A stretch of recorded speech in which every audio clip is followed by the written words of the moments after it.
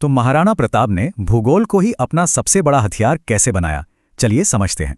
साल था 1576। एक तरफ मुगलों की विशाल सेना और दूसरी तरफ मेवाड़ के मुट्ठी भर सैनिक। तो सवाल ये उठता है कि इतनी छोटी सेना एक सुपर पावर के सामने आखिर कैसे टिक पाती। इसका जवाब मिला रणनीति और भूगोल में। वो जगह थी हल्दी घाटी। ये दर्रा दरअसल एक किल जोन था।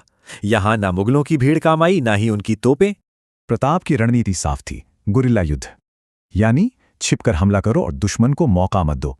18 जून का वो दिन, सुबह मेवाड़ी सेना का दबदबा तो दोपहर तक मुगलों का पलटवार। शुरुआती हमला इतना जबरदस्त था कि मुगल इतिहासकार ने लिखा, हमारे सैनिक भेड़ों की तरह भागें। 208 किलो, जी हां, ये वजन था महाराणा प्रताप के अस्त्र शस्त्र और कवच का।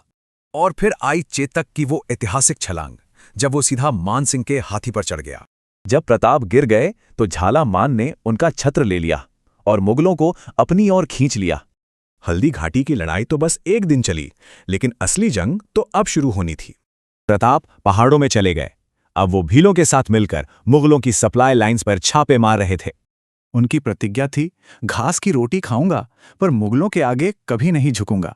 जब सारे संसाधन खत्म हो गए, तब मंत्री भामाशाह अपनी सारी दौलत लेकर सामने आए।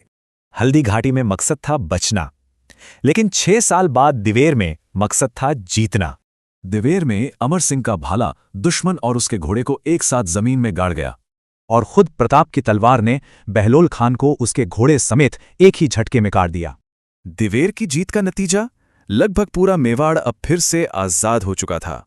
यहां तक कि दुश्मन अकबर ने भी कहा, हे प्रताप, तू जीता, तूने अपनी पगड़ी नहीं झुकाई। तो क्या जीत हमेशा मैदान पर ही तय होती है, या आजादी की जिद ही अपने आप में एक जीत है?